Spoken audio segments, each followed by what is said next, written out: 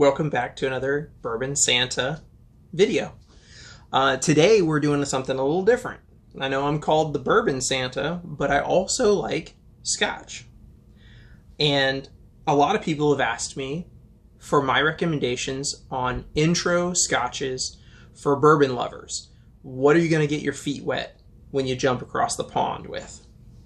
So I picked 4 of my favorite intro bottles. These are the ones that I have my friends who don't drink Scotch try first to get them acclimated to what's out there, and also not to shock them with some of the other flavors that can live in the Scotch world, the peats and all the smoke and stuff, and and medicinal notes and stuff like that that's there.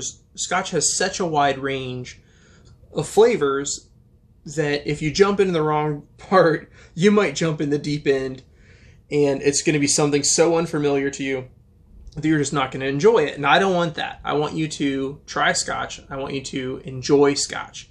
So if you're a bourbon drinker, I'm going to go through 4 of my recommendations for Scotches you should try first to get your feet wet and figure out what you like, and then you can go from there.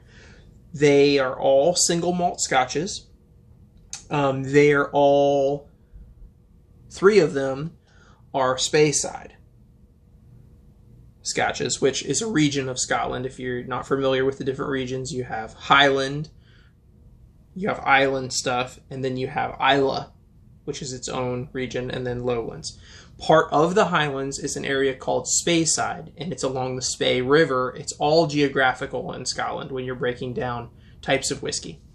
So these are all Speyside, which is part of the Highland region, except one. One is an Islay Scotch, but it's an unpeated Islay Scotch, so it's not going to shock you with a heavy smoke note or those medicinal iodine maritime notes. So we're going to start off with Avalor Abudna Alba. This is a cask strength whiskey. Now, cask strength in Scotland is not as high of an alcohol percentage as cask strength in the United States. This is ringing in at 57%. You're not going to get much above that in Scotland. They use a lower entry point for their whiskeys, and because of climate, higher percentage alcohol doesn't develop in the barrel.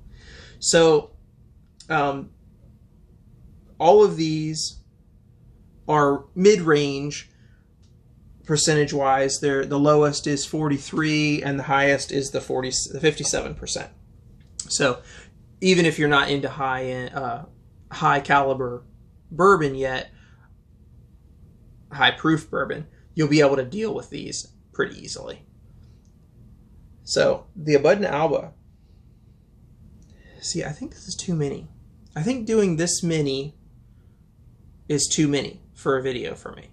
I don't think I'm ready to do a video with 4 different Scotches.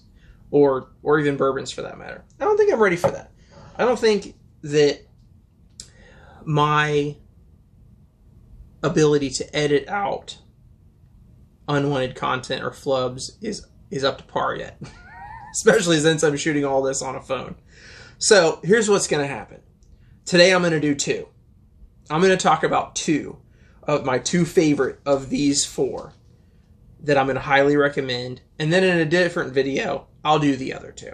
Okay? So we're gonna change things a little bit. We're going to go to Balvenie Sweet Toast of American Oak. It's a 12-year-old age-stated product. It's a single malt Scotch. It's from the Speyside region of Scotland. It is aged for 12 years in ex-bourbon casks. So in casks that once held bourbon here in the U.S., those casks are emptied. The distillery in Scotland buys those casks. They're shipped there. They fill it with their single malt Scotch, age it in those, and then usually it's bottled and sold. This one, they went through an additional step. They brought over virgin, brand new oak casks and then finished their whiskey in those oak casks. So by doing that, they added a whole nother layer of flavors to their single malt. They added some nice rich vanillas. They added some nice coconut. They added some little chocolate notes. Cherry is very prevalent on the taste.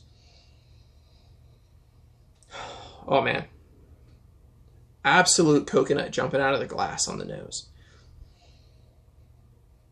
The wood's there. You can tell the barley is there. There's barley sugars just popping off, with really nice sweetness on the nose. I'm gonna taste it. Oh yeah. Even more so on the taste than on the nose. You're getting those cherry and those vanilla notes.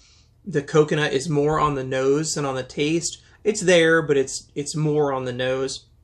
The oak influence is really there. And this is where I really start to pick up a lot of the similarities to bourbons, is you really get a nice oak flavor in this whiskey. Whereas in a lot of scotches, because they're ex-bourbon or ex-sherry casks or whatever, and those casks may have been used multiple times before the scotch was ever put into them. So sometimes the oak influence is greatly diminished on a scotch. A lot of times you can't even find the oak influence. You'll see the sherry influence or what have you, but you may not be able to pick up the oak. And as a bourbon drinker going to scotch, it's nice to have that oak influence there, so you have your familiar base level to build all your other flavors off of. You don't feel like you're jumping into a completely foreign habitat. Oh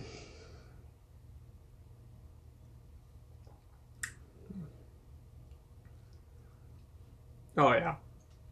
You could trick me into thinking that was a bourbon. You could trick me into thinking that was a craft bourbon.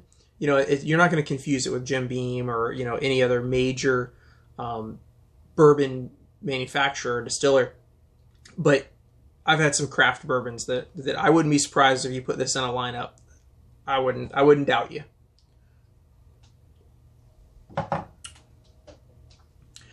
Pro tip. You should always drink water in between switching from one whiskey to the next, to refresh your palate. I prefer sparkling water. I find it does a better job of resetting my palate in between whiskeys than flat water does. You don't really want to do flavored, though, sparkling water, because that, can throw you off a little bit. So you just want to go with regular sparkling water. I use LaCroix or some of the others, whatever's on sale. The next bottle I'm going to go to is Glenrothes Whiskey Maker's Cut. Now this is another cask strength whiskey. Well, it's pretty close to cask strength. It's 48.8% alcohol, which in the Scotch world is pretty high proof.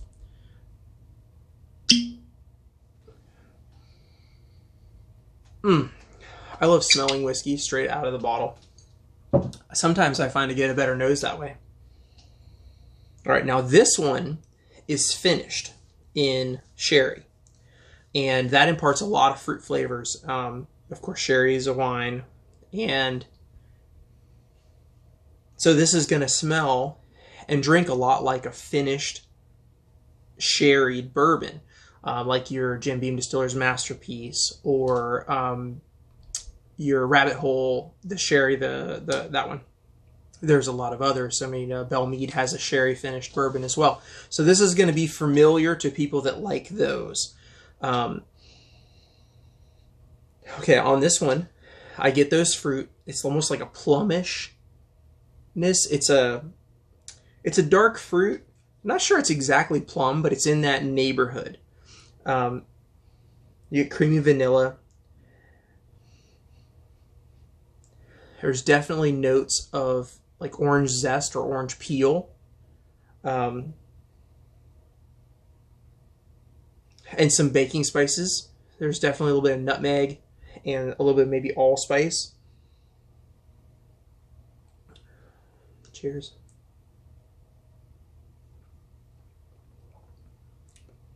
Oh man. Okay. Now this one, on the on the taste, you get a lot of oak influence. It's there, and it's punching forward, you know, grabbing your attention.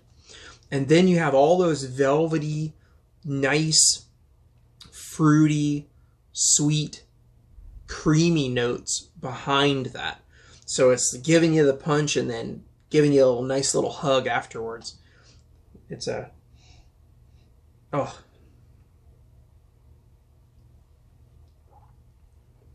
There's notes of tobacco.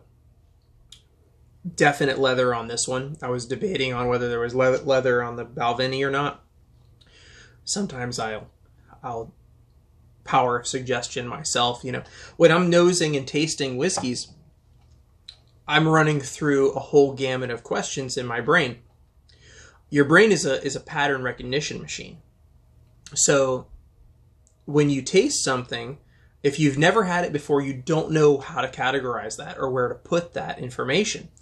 You're just swinging wildly at the fences trying to figure out, what is this I'm tasting? Now, if you've had something before, you can recognize it and you build that pattern. So like if you're nosing something and you're wondering, am I smelling vanilla here? Go to your spice cabinet, grab the vanilla, smell the whiskey. Is it there? Can you confirm it? Coffee beans. Absolutely do that with coffee beans. Not your flavored coffee beans, just regular, nice Colombian coffee beans. Smell the coffee beans, smell your scotch. There's a lot of scotches where once you do that, you're going to be like, oh my gosh, there's coffee note there. And same thing with leather. You know, smell a nice leather couch. Go to a furniture store, smell an expensive leather couch, and then smell your whiskey. Your brain's going to go, oh, I've smelled that before.